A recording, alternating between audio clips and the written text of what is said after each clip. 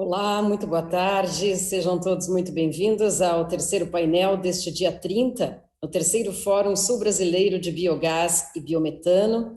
Alguns recados antes de passarmos para o painel. Ao final do painel, teremos debate com os palestrantes e moderadores.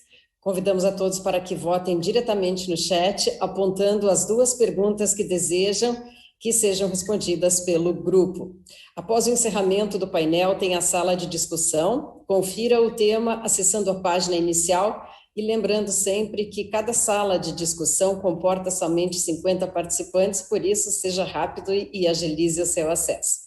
Ao compartilhar a sua participação nas redes sociais, Facebook, Twitter, LinkedIn ou Instagram, convidamos a todos para que usem a hashtag Biogás e Biometano nas suas postagens. E se você está participando do desafio do on social media for your posts, and if you're participating on this platform, there is going to be an access code for this panel. With this code, you are going to be able to access the challenge and fill it in the right field, and the best ranking participants will show on the homepage, and at the end of the event, the winners will be awarded a prize. You can also get points by using the access code and the company stands, as well as participating in other activities. Access that session and participate. It's very easy. Also, go visit the exhibits and the business area, scheduling meetings with representatives of companies during the breaks. The participation certificate is going to be sent out to you next week to the email address you have registered with. And if you have any questions, you can get in touch through the homepage at the help forum. Biogas in agriculture and livestock is the topic of this third panel. We would like to invite our mediator, Ayrton Kunz, who's connected with us to conduct the works. He has a PhD from the Campinas University. He has also a degree from the University of Texas. Today, he's a researcher at Embrapa Swines and Poultry, and today he's in charge of research and development, developer of agricultural engineering program in the Campus Cascavel, and environmental engineering program in the university in the south of Brazil. He was a president of the Brazilian Association of Waste from Agriculture, Livestock, and Industry. He has also participated in some publications and been an editor of the magazine Frontiers of Sustainable Systems. He has experience in agriculture and the environment by using animal waste, especially in anaerobic digestions, removal of nitrogen, phosphorus, and reuse of effluents. I would like to invite Fabiana Villa Alves, Marcio Andates, Fabiano Lovato, Julio Pascale Pagliares, as well Moses Schlosser. Thank you to our speakers, and I turn the floor to our mediator, Ayrton, so he can start conducting this panel. Good afternoon, Ayrton. Welcome. Good afternoon, Flavia. Thank you so much for your kind introduction. Good afternoon, everyone. Welcome to panel number 3. We will be speaking about biogas and agriculture and livestock industries. This is such a relevant topic, especially important in biogas chain. But before we move on to the first member of the panel, I'd like to make a few introductory comments on the topic. Biogas in rural areas, it's not something new. in Brazil.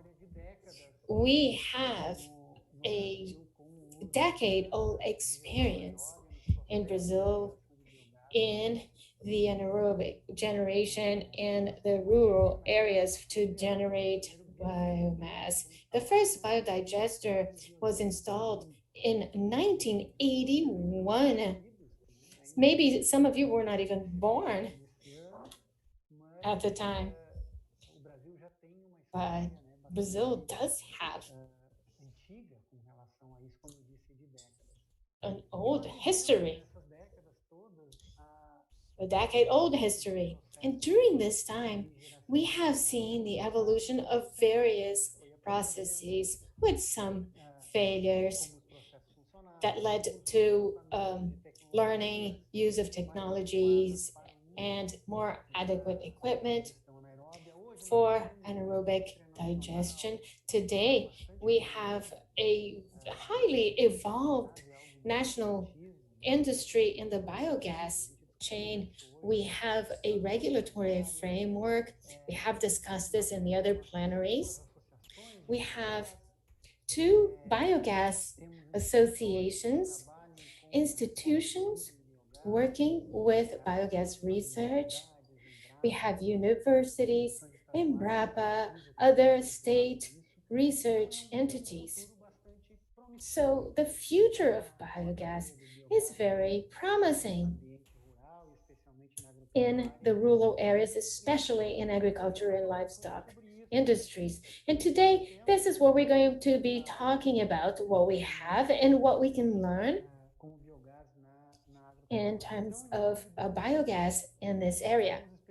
So we have invited some experts to discuss these issues. First, we're going to have Fabiana about the ABC plan, very important. Marcio is going to be speaking about the case, Itapiranga case in the state of Santa Catarina. Fabiano is going to speak about electric power generation in agriculture and livestock. And Julio is going to talk about anaerobic in generation in milk production, also a sector looking into biogas. And we are going to have our last member of the panel about environmental licensing for biogas activities, not just generation of biogas, but also managing these activities. So without further ado, we have heard our colleagues. We are going to hear our colleagues. So I will then start by inviting Fabiana Villa Alves. She's from MAPA, and she'll be speaking about the ABC plan for mitigating carbon emissions in livestock. She has a degree from the Lavras University from 2002. She has a PhD in animal science from the Superior High Isal Institution in 2007. And she has also studied in the Pisa University in Italy. She has been a researcher in Embrapa for livestock in the Midwest of Brazil, among other activities. And she's also a representative of Brazil in the global agenda for sustainable livestock and livestock environment assessment and performance partnership at FAO. She's also the general coordinator of climate change, planted forest, and conservationist livestock and agriculture from the Department of Innovation from the Ministry of Agriculture. Fabiana, thank you so much for accepting our invitation, and you have the floor. Thank you, Ayrton. Thank you to the other participants. It is an honor to be here speaking among such well-known names in this area. I will talk about the ABC plan and how it brought about results that were very encouraging. These results were encouraging regarding the use of biogas and also the treatment of waste and different types of dejects. I am now going to share my presentation with you.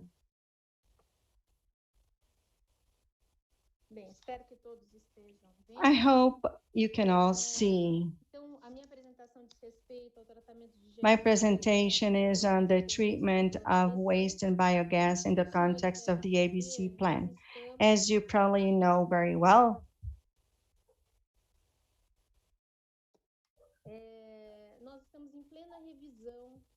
we are in the process of reviewing the ABC plan. We had a first phase of the ABC plan from 2010 to 2020. The main objective of this main public policy of the Agriculture Ministry was to promote cattle raising with low carbon emission. There are different technologies that were recommended, and they enabled us to reduce greenhouse effect emissions and also an adjustment of the production systems. After the lessons learned and the world context, which was different in 10 years, both Brazil and the world evolved in the understanding of what low carbon emission was or greenhouse gas emission was. We made another proposal and we are actually in the process of reviewing it. It will be launched in the middle of the year, the so-called ABC Plan Plus. It was revisited.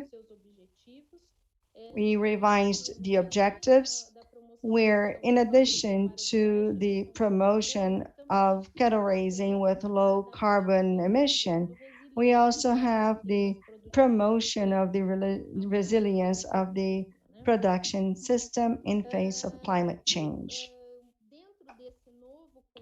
Within this new context, and actually it is an international context, and I would like to reinforce it, we have this approach integrating the landscape and resilience. The focus is on mitigation as well, and not only on mitigation. The reason for sharing this is that in this first phase of the ABC plan, one of the 6 technologies that were recommended, and in 2010, after extensive discussions at COP and on climate change, and how the sector, and in our case, how cattle raising could contribute with NDCs. And one of the lines that were taken into account and recommended was the treatment of waste. And we realized that the results were very promising. And in this new review of the ABC plan, we're going to take into account the treatment of waste as one of the technologies. And our intention is to potentiate it and potentiate the technology and its use in the field. This is an illustration. You can see the current status of the new ABC plan.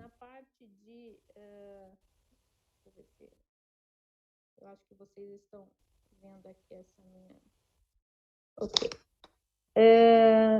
Nos resultados, então, nós esperamos, né, ao longo de You can see the results.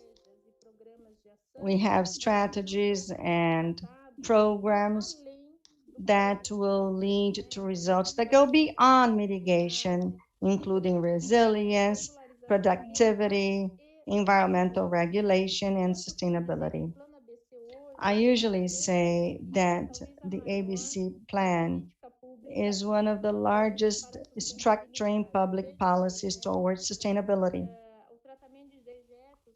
treatment of waste that are included in this public policy. I would like to call your attention to two strategies. Later on, I will comment on them. We have specialists from universities and from different institutions, including Embrapa. There are two strategies, two important pillars. One of them is research. All of the technologies that we have available today that were included in the previous plan shall be taken into account. So for all of the inclusions, all of the entries, we take into account the data. We also have certifications, among other forms of acknowledging these different activities. And later I will talk about these two strategies more specifically. Whenever we talk about the treatment of animal waste, it is a technology where science plays an important role as a reference for our data. It is effective in reducing greenhouse gas emission in the cattle raising segment. It may sound obvious, but I like to reinforce this information. This is information available in scientific literature, and perhaps we do not use it as we should. This is the most important slide in my presentation. This is a 10-minute presentation, but I wanted to record this info. Our goal in 2010 was to have 4 million cubic meters of waste treated with an equivalence of megagrams of CO2 equivalent of 6.9 million. After 10 years of the ABC plan, almost 10 years, this is from 2019, but we reached 38.34 million cubic meters of waste treated. And this was significant growth. Basically, we went almost 200% beyond our goal. At the end, we had over 60 million of mgCO2 equivalents that were avoided. So whenever I talk about this, a sentence comes to mind. My main message in this presentation and participation is that the potential of adoption of the technology was underestimated. We realized it. We realized that we could have established a much higher goal. And with that, I'd like to reinforce what I mentioned in the beginning. For this new phase, we're going to analyze animal waste in a special manner. And as I mentioned before in the previous slide, where I asked you to pay attention to acknowledgement for the next 10 years of the new ABC plan, we have what we call added value. In Mato Grosso do Sul, we have an APL. In the Pantanal region in Brazil, this is one of the first areas I worked with biogas when I arrived in Mato Grosso do Sul. This change of energy matrix in the manufacture of ceramic, red ceramic, thus creating a value chain with added value for those ovens. And I saw biogas produced in an area where we have a large pork production area, as you all know. This project is under my coordination. It is called the Biogas GEF project. Many of you are probably aware of it. We have some actions focusing on biogas. This is a project coordinated by MCT-TIC, but MAPA is an important partner. We have a project in Paraná, Santa Catarina, Rio Grande do Sul, and the capital city, where the goal is to reduce greenhouse gas emissions by strengthening the national chain of biogas. In this project, we have a call for especially for biogas, and this is for up to April 30, where we will choose plants that will receive investments from all of these projects. I thank you for your attention, and I am available for any considerations you may have. I hope I am limited to the times that we had foreseen. Well, you spoke for exactly 10 minutes. It was right on. Thank you, Fabiana, for your presentation and talking about such an important topic, low carbon agriculture, where biogas generation projects fit in perfectly. Biogas is an important agent, especially in agricultural areas, and may be used positively for processes, including the mitigation of greenhouse gas emissions. So the work that you coordinate, and as you mentioned now, it is being reviewed and expanded, only shows how important this topic is. And then we will go back to the discussion. I now turn over to Marcio Andrade. Marcio will now talk about the project in Itapiranga in the state of Santa Catarina. Marcio has a degree in civil engineering by the Federal University. He has a master's degree, a PhD degree in civil engineering in the area of hydraulics and sanitation by the São Carlos Engineering School of the University of São Paulo. And he also performed his postgraduate studies at the Sanitary Engineering Center in Lisbon, Portugal. His post-PhD was obtained at Cornell University at the Department of Biological and Environmental Engineering, College of Agriculture and Life Sciences in New York, United States. He is currently an investigator of the Clodophila Sciences and Human Sciences of the Federal University of Santa Catarina. Marcio, you're welcome. I turn over to you so that you can make your considerations in your presentation. I'm sure it's going to be very useful to us all.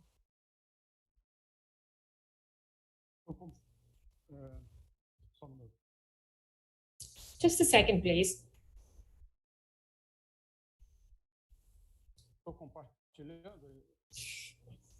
I am now trying to share my screen.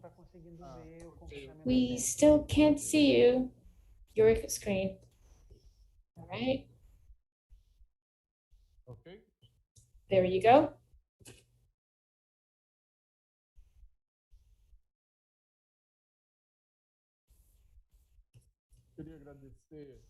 First of all, I'd like to thank for the kind introduction. Good afternoon, ladies and gentlemen. I'd like to thank the organizers of this relevant event that is giving us the opportunity to share some of our experience and the research we have developed in making biogas technology something viable, sustainable, adequate to our conditions. I'll start by introducing the content of the presentation. Here are some biodigesters using alternative materials such as wood or a type of granite or stone. And we are going to present some of the technologies that we're using in this research project, such as, for example, the pyrolysis reactors for generating biochar, heating systems, CSDR heaters, as well as biodesulfurization. The project starts here.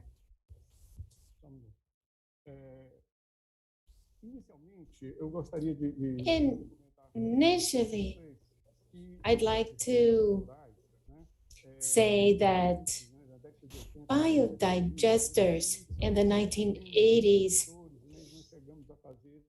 they were small.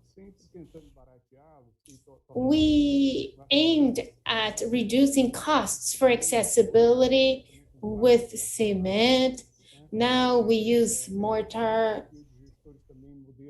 flakes.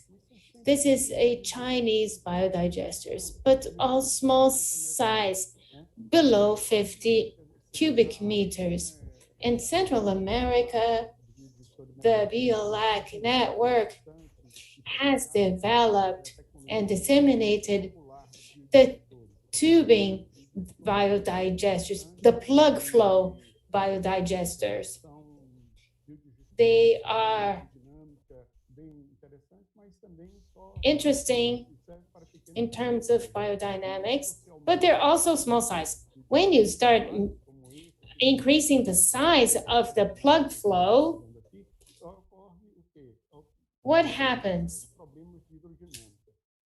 Then you start having biodynamics. Here, for example, a bigger one for a bigger scale. This is from Lagoa Coberta.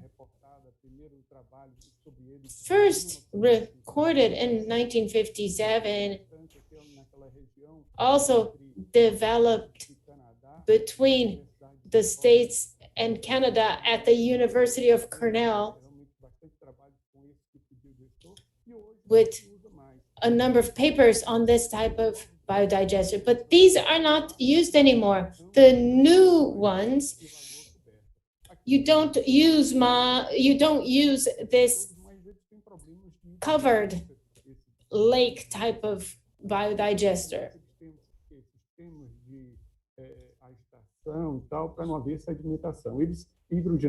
Today is different.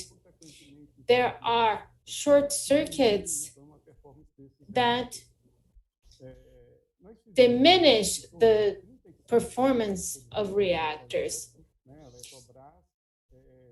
Electrobras in the high Uruguay area, there are a number of biodigesters, and 10 of them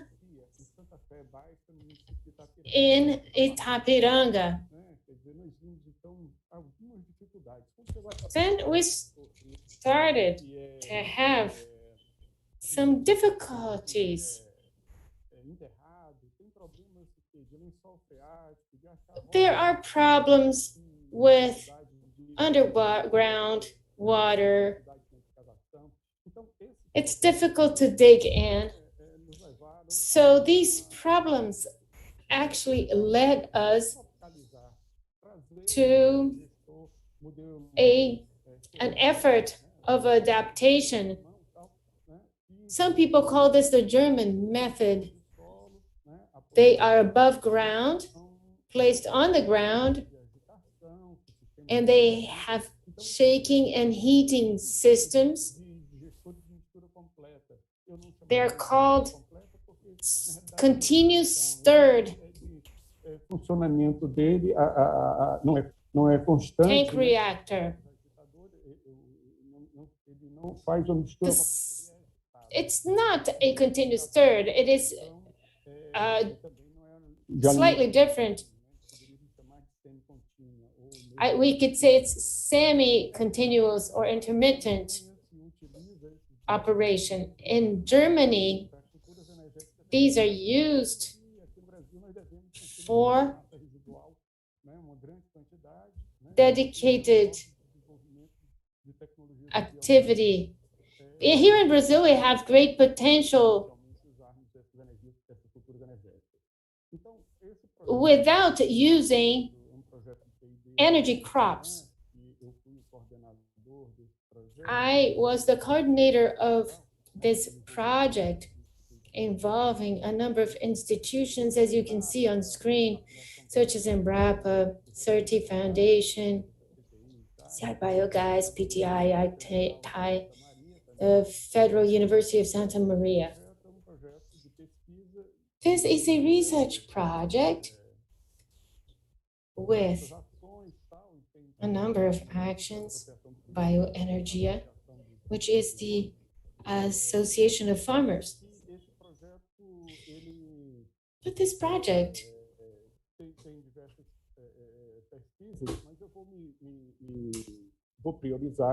has a number of research efforts, but I am going to show you the preliminary results on one specific research project, which is the building of these biodigesters in an effort to reduce costs.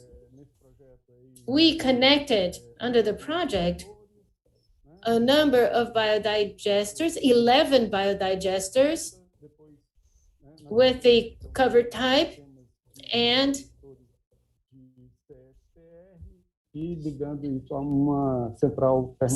CSTR, also the German type. And here we skip some of the details. So we were nós fazemos então cisternas com diversos materiais, ardósia, madeira. We used a number of materials: steel, wood, stone. We used mock-up models for using the materials. We researched the technology of wood in New York. A lot of wood used in the reservoirs. New Zealand, here in Brazil, in the leather industry. So we have built these reservoirs in Brazil. So here we built these biodigesters and we executed them in wood. And we managed to get good results in this research project. There are a number of advantages. The steel is solid. So here's the construction of these biodigesters in wood. They have been built. Here we used 4 men in 2 days. This is a 400 cubic meters. This is good not just for this technology, but other technologies. This one has 230 cubic meters in capacity. And we also developed rainwater collection systems with Pizarra. It's a stone, sedimentary stone. It's not exactly Pizarra. It's some kind of stone that is prevalent in Santa Catarina State, São Paulo, and Minas Gerais. So the stone is used to build these biodigesters. You have the executed of Pizarra reservoirs. They're very heavy, to 600 cubic meters. Então, essas rochas, essas I'm running out of time, so I will have to wrap up. So these Zara plates are very good for building biodigesters. And you see them right here. Here, you don't have the lid on this side of, on the left-hand side photo. I'm just running out of time, so I don't think I will be able to show the rest of my presentation. We also, just for you to compare in terms of costs and the type of technology, and steel, stainless steel, also of concrete, also concrete biodigester in Tapiranga, and here a satellite picture of the project under execution, but I will wrap up so I stick to the time. I'm sorry, unfortunately, I will not be able to get through to the end of the presentation. But just as a final comment, during the project, we have the pyrolysis reactor in order to use biochar production in this instance. Here, the whole process under the press from solid state going through a pyrolysis for biochar, a number of applications. And here we planted corn, and we got very good improvement of the soil for the use in agriculture.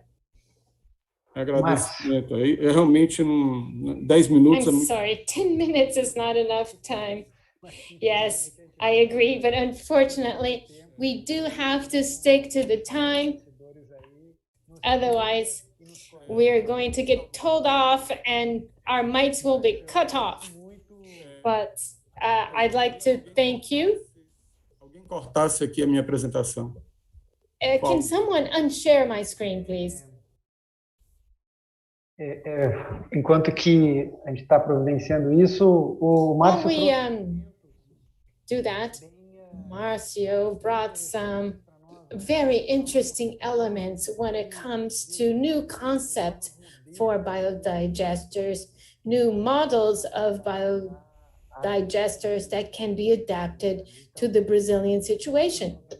So always aiming at keeping the technical rigor of the process and among some other aspects, as well as reducing costs, reactors and biodigesters that can be more accessible price-wise. Marcio, we will be back with questions. Thank you so much for your presentation. I will now turn the floor to Fabiano Novato. He is from engineering. He's going to talk about electric energy in livestock and agriculture, case of generated. He is specialist in gas generation, with having worked in Brazil and Germany, compression of biogas. Today, he is in charge of developing new products with a highly experienced engineering team, and have introduced innovative solutions for a number of applications. Fabiano, thank you so much for having accepted our invitation and for coming here to to share your experience in electric power generation in livestock and agriculture. por essa oportunidade de estar mais uma vez no fórum. Thank you very much for the opportunity to talk in the Brazilian Forum on Biogas. It is a unique event for us in terms of energy generation and also technologies applied to a market that has all it needs to be able to expand within the Brazilian agribusiness. This is our focus, and I'm going to move on directly to my presentation. I know I have short time. My choice today, Professor Ayrton, is to talk about a very interesting topic within the biogas market. It has to do with the difficulties and the solutions that we have now going from the producers and manufacturers of equipment dedicated to biogas. Along with it, we have an idea of options to have more specific use of biogas in Brazil and the different sources and the forum.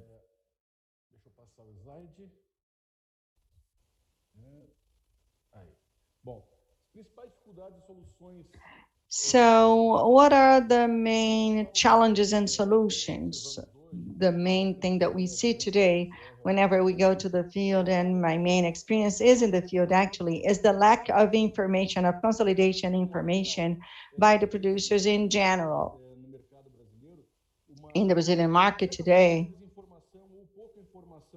we have very little information for producers, especially in the more inner regions of Brazil. They don't know how to do so that this becomes a source of business in their properties.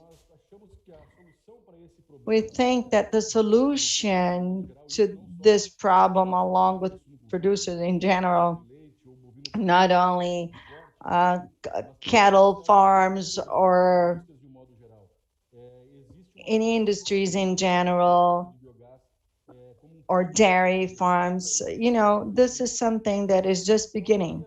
Our suggestion is to create guidelines so that we can disseminate this knowledge. Competentes, mas que não estão acessíveis ainda. These things are not accessible to the market in general. Definitely, this could add a lot of value to the final product, which is biogas transformed into biomethane and energy in general. The second thing that we see has actually to do with the quality of the equipment. In the Brazilian market in general, there is some lack of trust on the technologies that are applied in terms of solutions in biomethane, energy generation. And this is something I say not only as a manufacturer of generators, but also as someone who criticizes the market in general. And I think that it's important to invest in technology. In other words, today we have a lot of technology from outside of Brazil, but we could be developing this technology here in Brazil in agreement with the production chain. In other words, even if we include generation systems, purification systems, I think that if we have this interface, we would be able to meet this demand that we have in our market nowadays. Another difficulty has to do with specialized labor, and I keep on repeating this in every event I participate in. I say that if all of the companies focusing on biogas development were able to perform with their maximum capacity, we would not be able to have labor to deal with all of it. I know that today we are working actively with trainings, development of materials in general, to develop this labor, but I would say that it's in the early stages. We have to improve it. The logistic strategy, partnerships, and unified service areas would be one of the ways to solve this problem. Another important difficulties we see here in Brazil are the distances in a continental-sized country. We have biogas plants in the state of Mato Grosso, in the south of Brazil. This is a very complex situation for manufacturers of equipment in general. Meeting this demand is a challenge because of the long distances. We know how much it costs everyone whenever we have downtime of these equipment, and biogas producers in general are uncovered. There's a way to solve this. We should have a logistic strategy, establishing partnerships.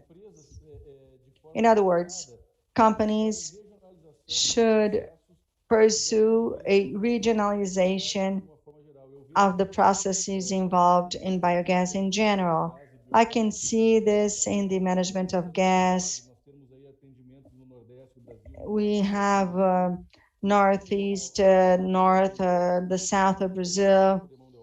And in the past, we also had problems with labor. And if we observed that if we integrated this market with opinion making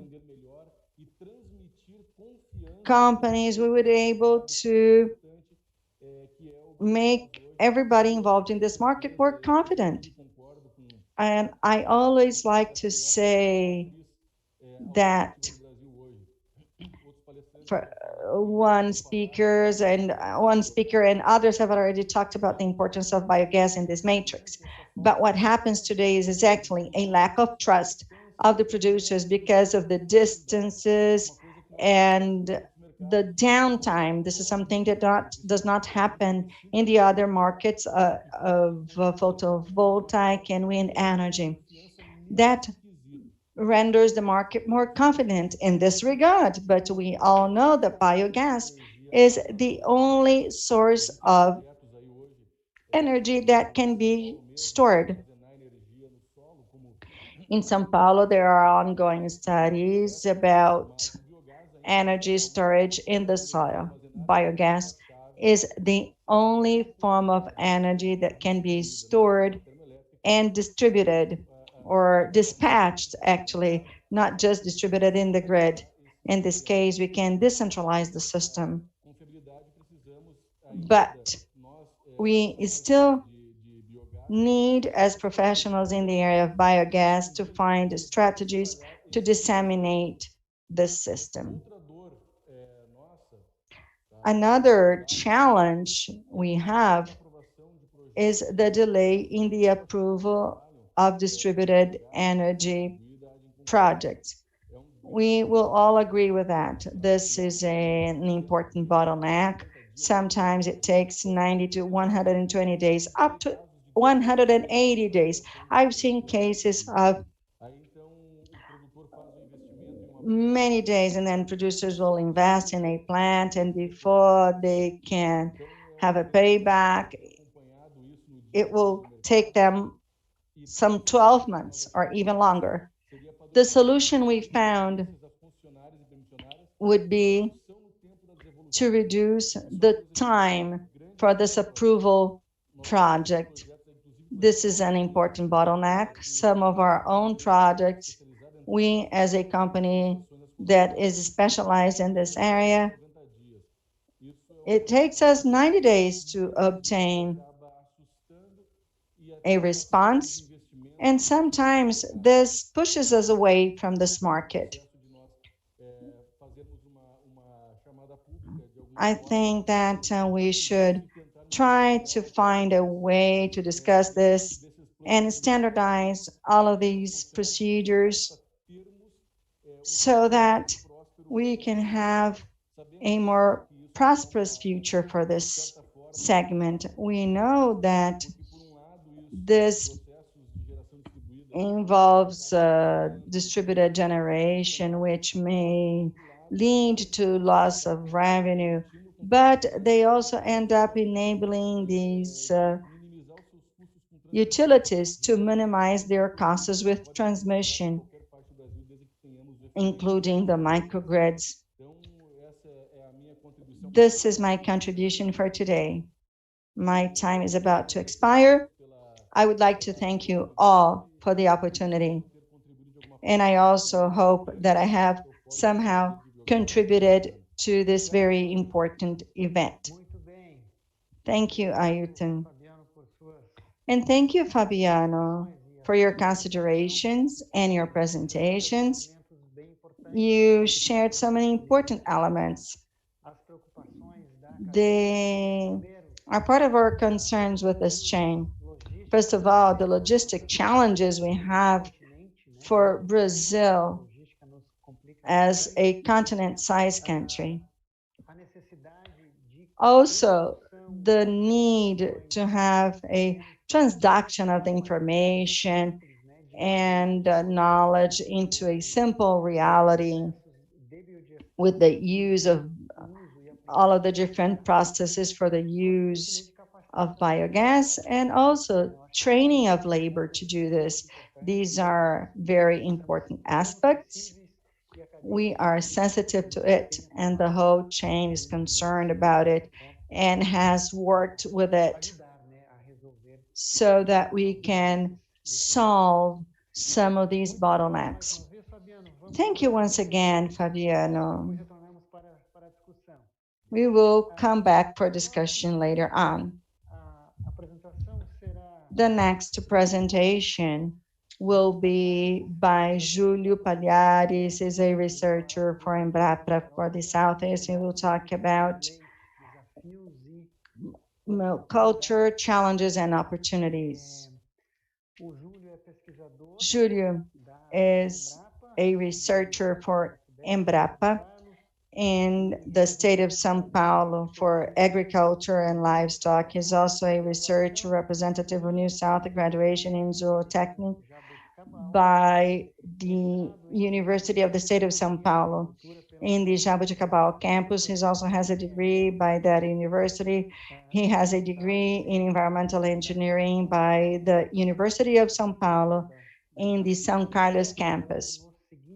He has worked on the following topics: impact of animal production, of water resources, water demand, of livestock activities, environmental indicators. He's also a professor at the graduate course in animal production of the veterinary medical school and zootechnics of the University of São Paulo. He also organized and developed the symposium on water resources and livestock. He's also founding member of the Brazilian Society of Specialists in Solid Waste resulting from agriculture and livestock activities. Júlio Palhares, I turn over to you. Please open your camera and your microphone. Yes, we can hear you well, but unfortunately, I don't manage to turn my camera on. Está te ouvindo bem, mas We can hear you, mas but sim we a sua... can't see you.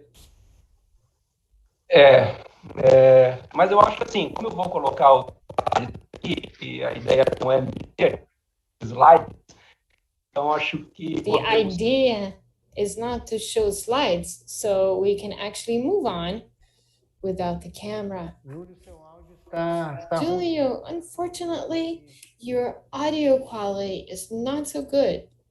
We can barely hear you.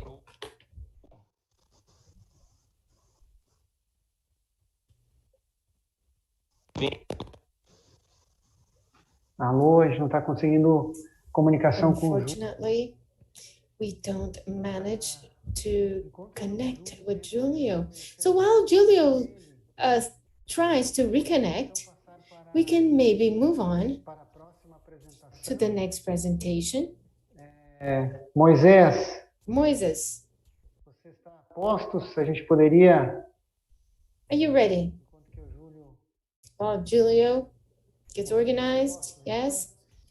Yes, you're ready. So while Julio reconnects, it's part of this online world. Unfortunately, this happens fairly often. Internet connection can really betray us in very important times. So we go back to Julio Polaris after this one speech. Moses Schlosser from Master Agro-Industrial, he's going to speak about Cistratus project in environmental licensing in Videira, state of Santa Catarina. He has a degree in business. Em gestão por He has a excelência, post-graduation in management by excellence, international em training in coaching Condor Blanco, from professor Condor Blanco leadership, e gestor na Master Agroindustrial há mais de 15 he anos. has been working with Master Agro-Industrial for over 15 years. Moses, thank you so much for accepting our invitation and for coming here to share. Da Granja São Roque. São Roque Pronto, case já vou passar a palavra in Videira. So I turn the floor to you. So you make a presentation. You go right ahead. Thank you, Ayrton. Good afternoon, everyone. First of all, I'd like to thank you for the invitation for sharing knowledge at a moment in time where so many people are struggling to survive around the world. I will be sharing with you the environmental licensee that's from Cistratic in one of our production units, the São Rocco master plant. I will share my screen to give you, first of all, some information on Master Agro-Industrial. Master is a company producing swine protein. We were created in 1994. Our main mission and purpose is to feed people with things from the farms. We're one of the biggest companies in this area in Brazil. We have 7 units. We have 3 factories and some processing and slaughter units. We create 1,300 direct jobs. Our brand is Sulita. The name of the company is Master, and our brand is Sulita. Here is our purpose and mission, which is clear: to feed people with values from the from farmers, and our values are very dear to us: ethics and reliability, discipline, as well as sustainability, corporate sustainability, among others. Here is a map of Brazil with the green states is where our production units are located. We are in the Midwest, Videira, Água Doce, Iomaré, in the southern part of Brazil, and Curitibanos, Papanduvas, and then we have a complete cycle unit in the state of Goiás in the location of Rio Verde. Here, a picture of some of these units. Everything started in Iomaré in 94, the first production unit, Água Doce 97. Before that, in 1995, an office with located at the Videira and Rio Verde, the full cycle production unit. In 2021, we migrated to the north section of Santa Catarina state with 2 production units and then an office. And 2008, the Curitibanos units in the state of Santa Catarina. 2020, we started processing. That's when we acquired Monteberg, our swine protein plant, San Roque, in 2011, the case we're going to talk about now, and a last unit also here in Videira in 2019. So San Roque is one of the largest production units under a master. We bought it in 2011. In the 1970s, we had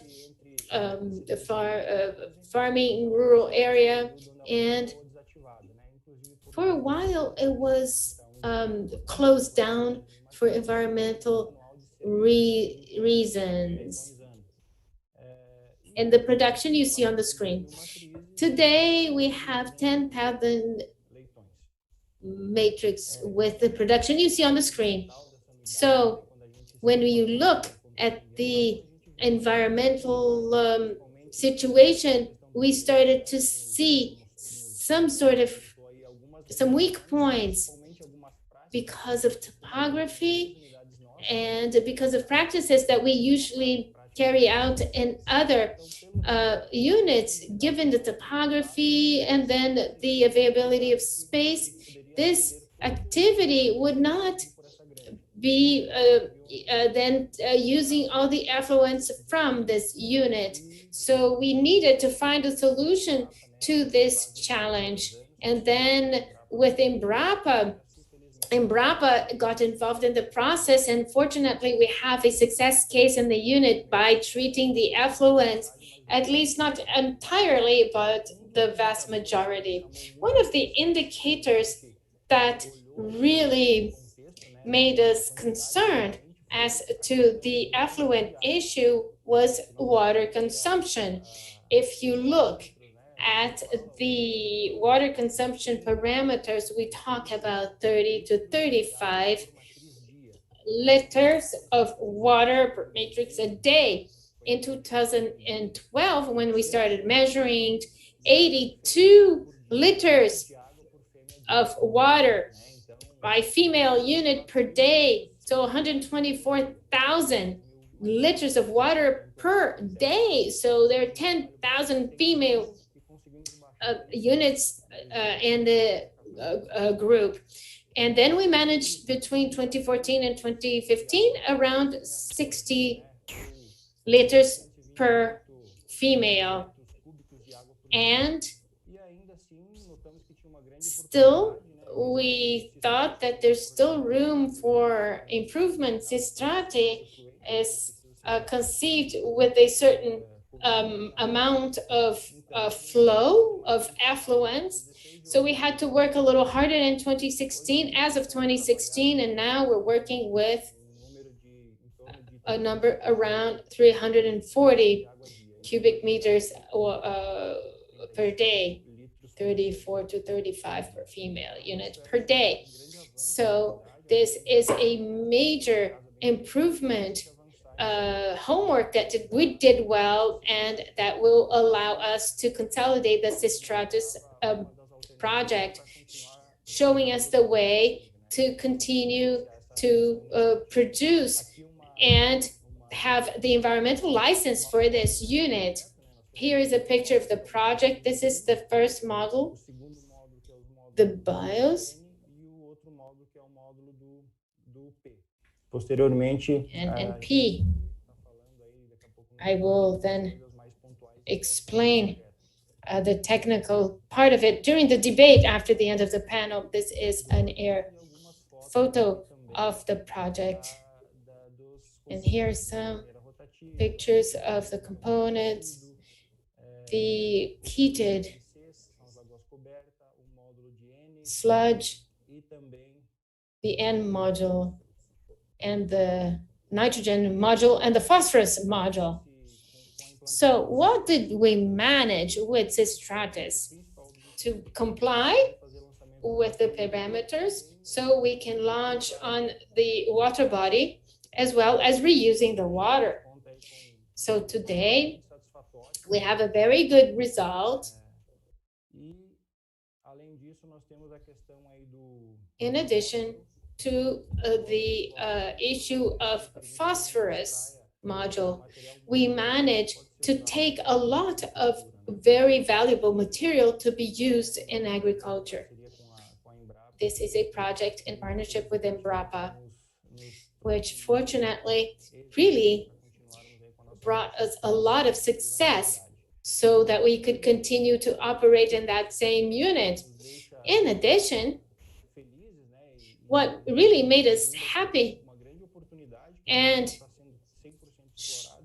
actually suggest this opportunity of combined heat and power generation.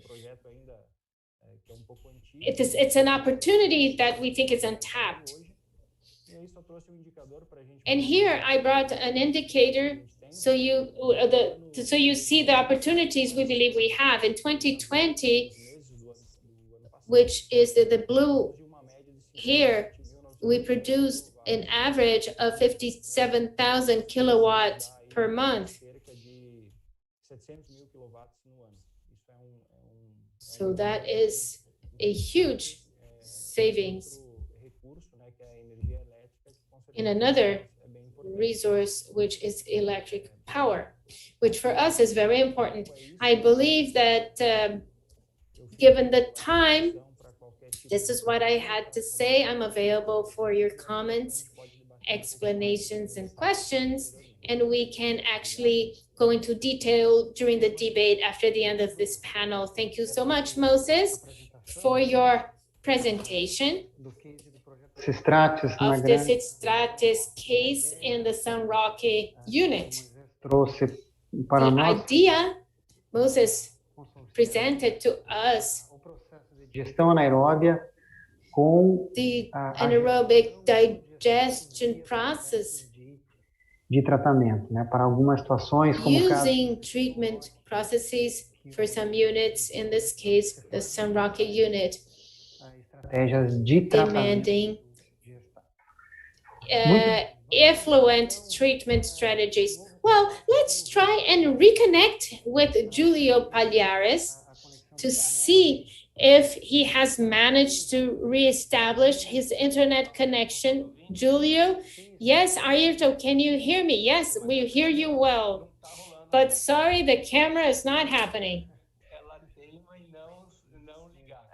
It just doesn't want to turn on. Oh, actually, I think you didn't prepare your slides and you're doing it on purpose. Well, I think I have a virus here. So let's move on like this. You have my picture in the website and people can get to know me by the pictures. Well, Julio, I have introduced you before. I'm not going to repeat it. So please go ahead and make your considerations, please. Okay. I thank you for the invitation. I'm going to see my friends again, especially Ayrton. We've worked together at Embrapa. And it's also a way for me to go back to my roots. I started working with biodigestion in the beginning of my career. Today, I'm further away from this technology, but I started with Jorge de Lucas in Jaboticabal, one of the pioneers in this management in Brazil. It's always good to see this technology developing and reaching the current status, taking into account all of the presentations we've seen thus far. Because I really like history, I will quickly talk about the history of biodigesters in Brazil.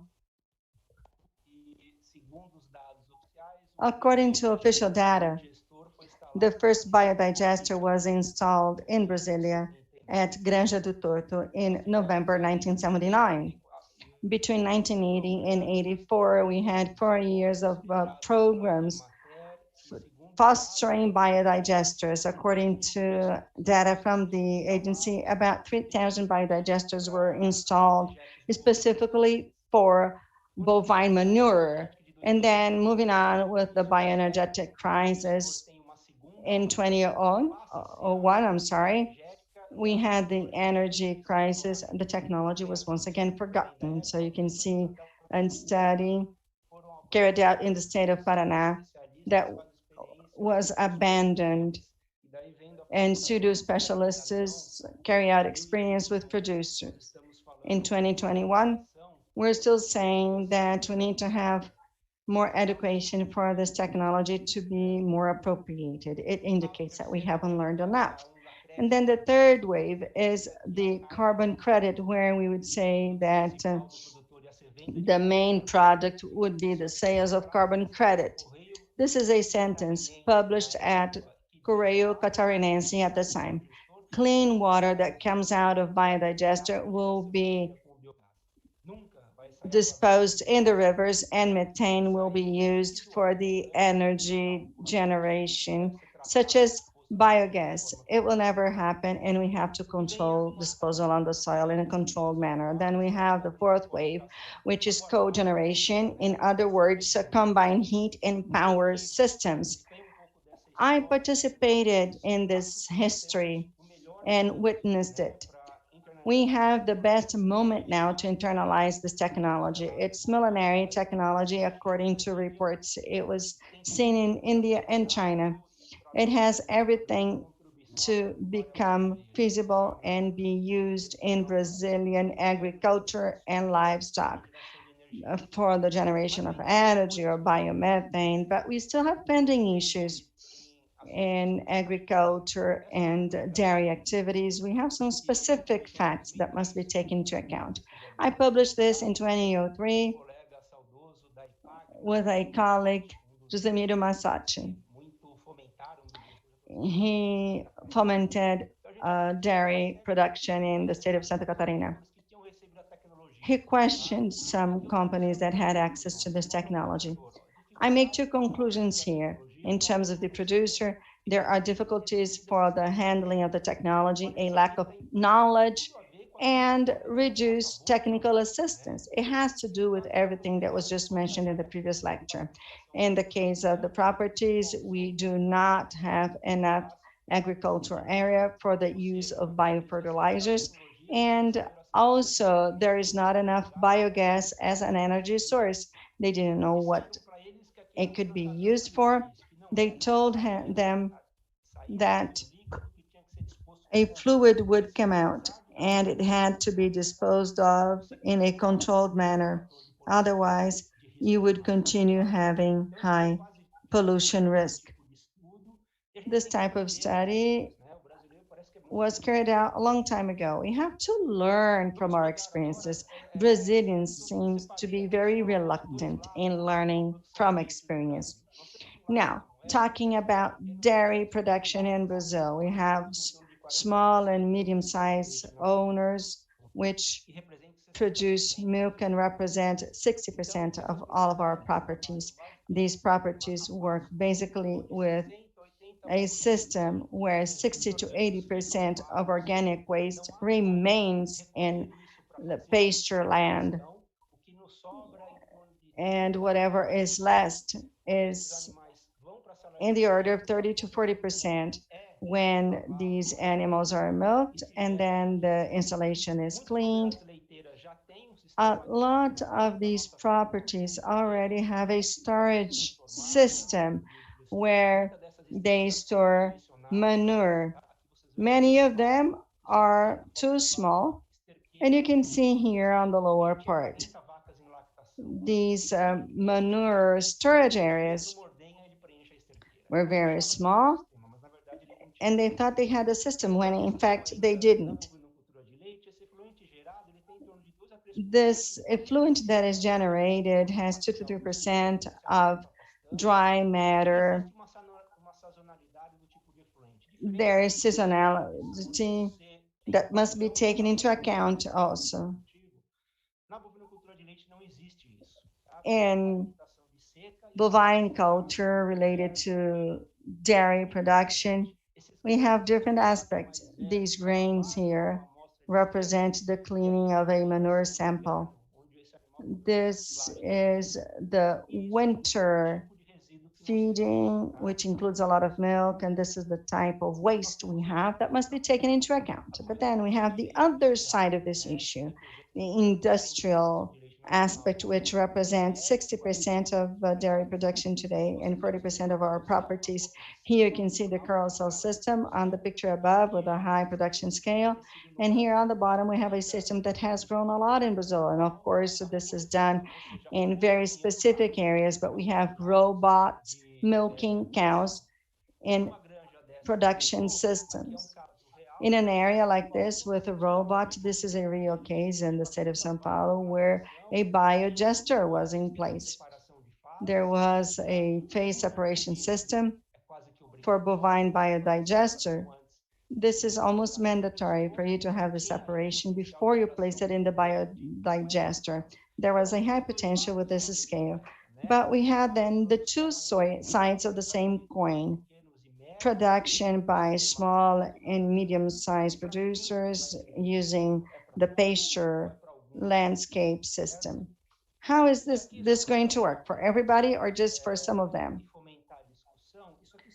For the sake of discussion, this is very recent news from the United States, especially in the region of California, where the technology of biodigester has been really questioned by different levels of the society. This technology foments the production system, and they don't want to have it in those communities, industrial production system.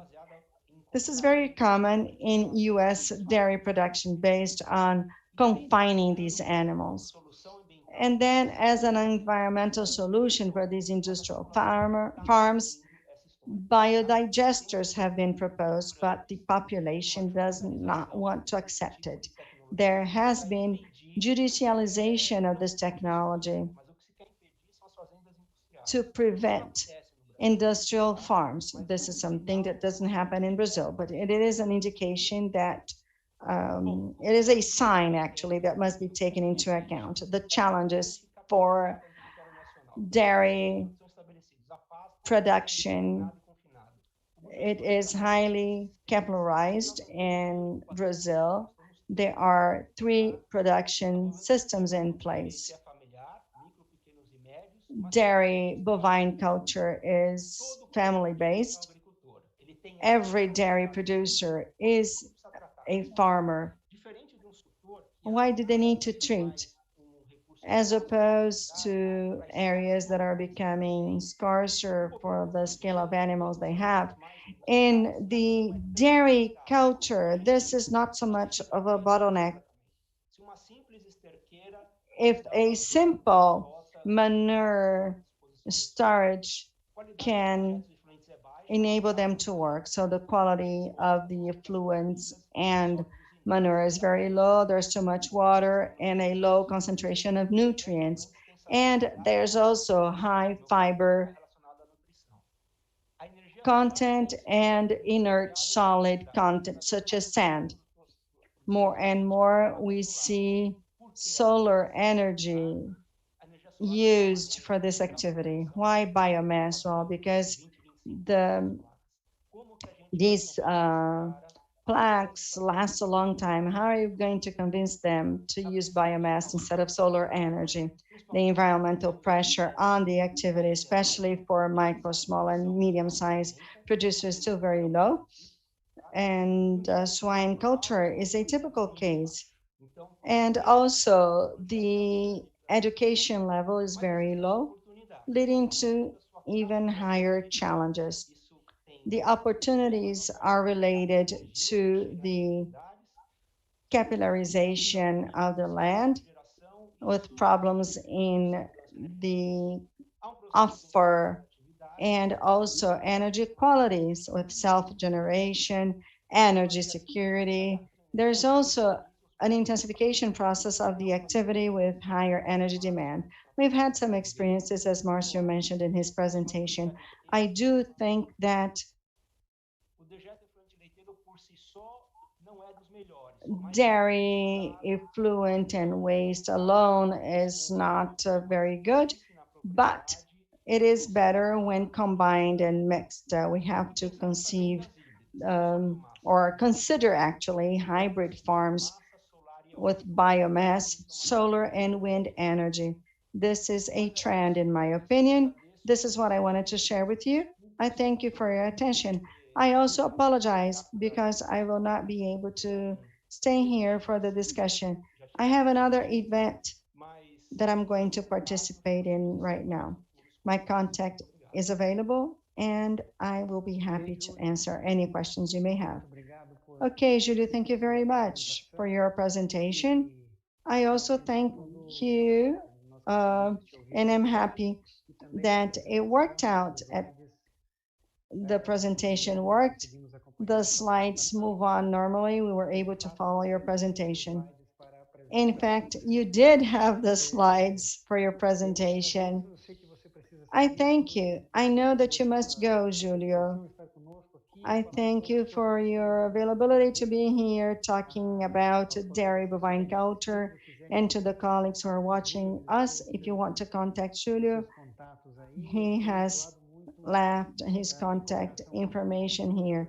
He has worked in cooperation with some industries that process milk, especially in the use of water or rationalization of the use of water, biomanagement, and different aspects. Julio, thank you very much for your presentation. I know you need to go and that you have to attend another event. Very well, dear colleagues. I ask you to kindly open your cameras right now so that we can have our discussion. We are 5 minutes from wrapping up our panel. We had a lot of interaction in the chat, which is good. Everybody was interested in our discussions. We have a series of questions. Unfortunately, we will not be able to answer all of them. Many of them, and actually we invite you to be with us in the next discussion room, where we'll have an opportunity and longer time for the discussion of all of the topics that we discussed here. But I do have some questions. I'm going to launch 2 here.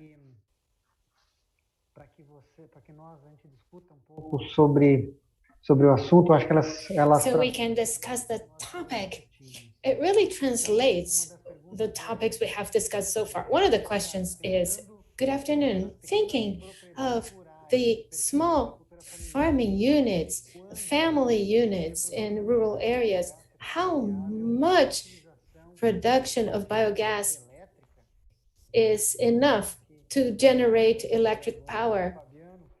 I think Fabiano could answer this one. And the other question that was elected, what animal waste is most efficient for biogas production?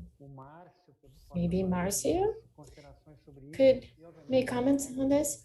And obviously everybody else, if you want to make comments on these questions, reminding you that we have 3 minutes to wrap up this panel.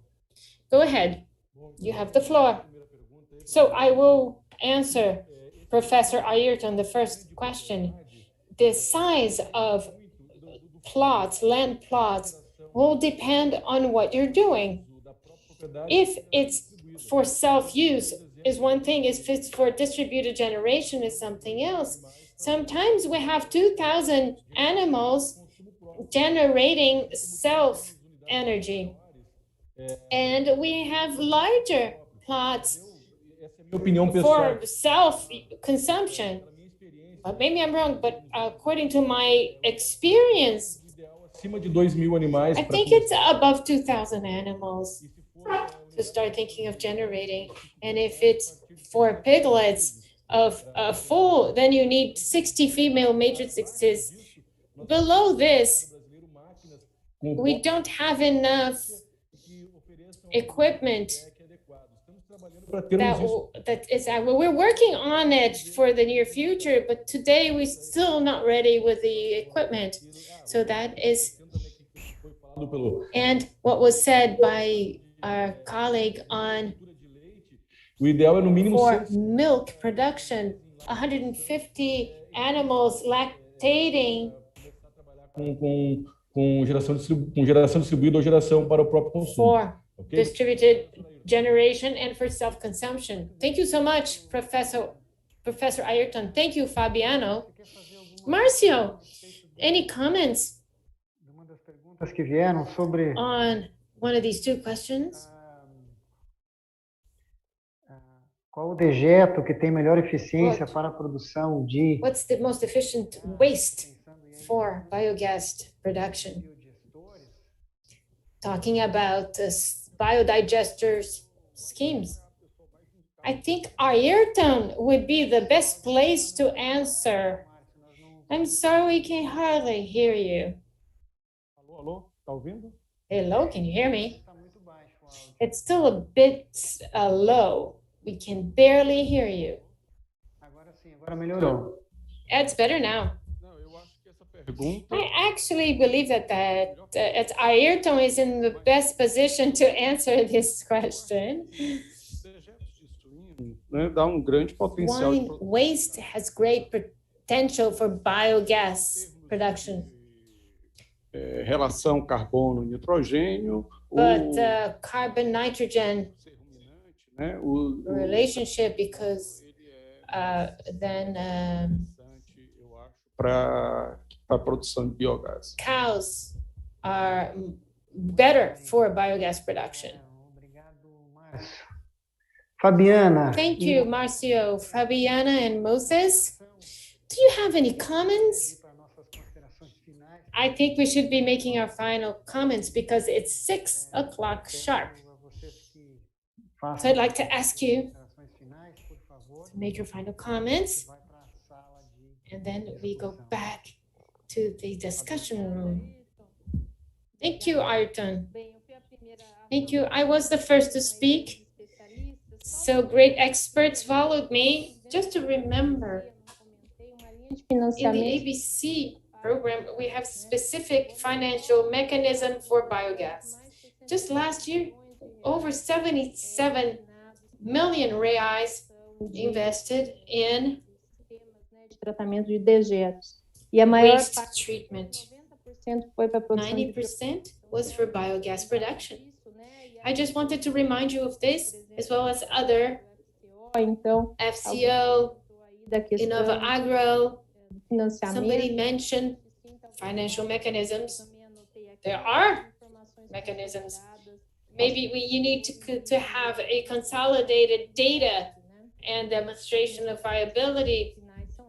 So these are my last comments. Thank you. Obrigado, Fabiana. Essa Thank you, Fabiana. é muito importante porque This was very important, actually, because this is a recurrent question, especially from farmers, pequenos e médios produtores small size, medium sized farmers who want to know about this, but they don't have information about financial mechanisms for building and installing biodigesters. And you very rightly reminded us that this is available. Desculpa, Ayrton, só para if you allow me, just to add, as you made your comment, these resources also cover the design. It's not just implementation, do projeto. but actually the design phase is also covered by the resources. Well reminded. Moses, your final comments, please go ahead. I believe that two things I'd like to say. We know that some swine companies have a hard time with environmental licensing. Cistratus is a very good alternative for those who struggle with topography, area, affluence, being close to urban areas, given the smell. So Cistratus has been a very good alternative, as shown in our results.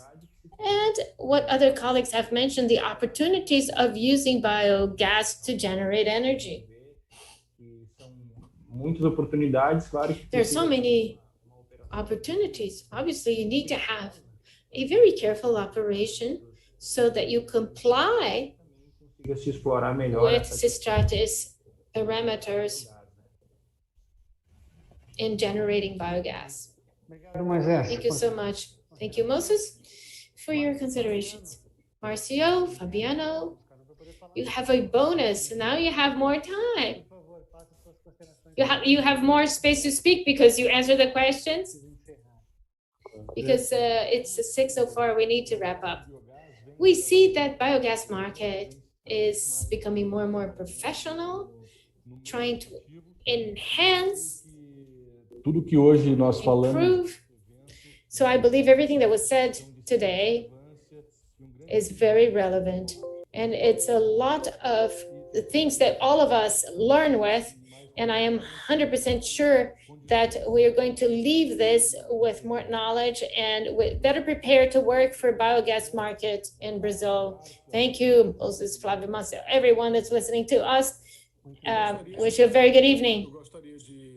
I just wanted to thank you for the invitation once more and to say that the presentation is available. I didn't have enough time, and the presentation is available for anybody who has wants any additional information. All the materials for building digesters, biodigesters, and technology with reactors and so on. Thank you so much, my dear colleagues, for your availability to be here today in this interesting debate. Thank you for your presentations, sharing the knowledge with us today. I am sure that this has been very useful to all of us. But there's still so many questions here in the chat. And now we're going to go on to the next discussion group. Flavia is looking at me and anxious for us to wrap up. So I turn the floor to Flavia so she can wrap up. Well, thank you very much. Thanking moderator Ayrton, Fabiana, Marcio, Fabiano, Julio, and Moses. Now we are going to announce the access code for this panel. It's Energia no Campo. 3 words together without space between them. Energia no Campo. 3 words together without any spaces. The discussion room that's starting now, is it possible to make it viable to have biogas with livestock? Ayrton Cruz's mediator and access is made on the home page or on the menu on the side of the page.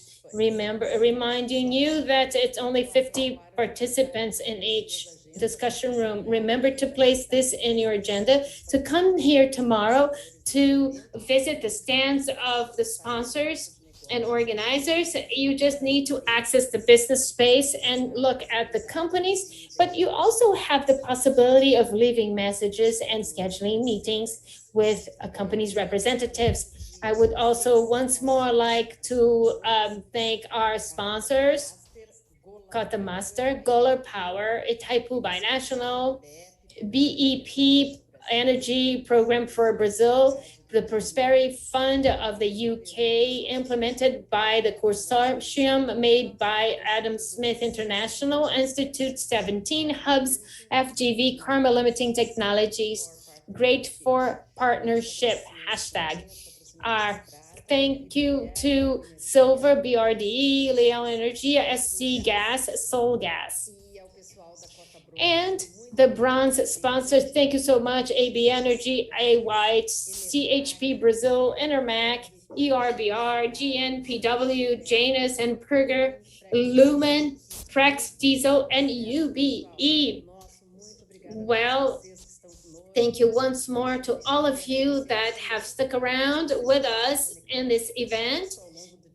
I would like to thank you for those who have connected throughout the day on this Tuesday, 30th of March, and would like to invite you to come back tomorrow. We're here as of 10 o'clock with the panel synergies between Brazil and the UK and the biogas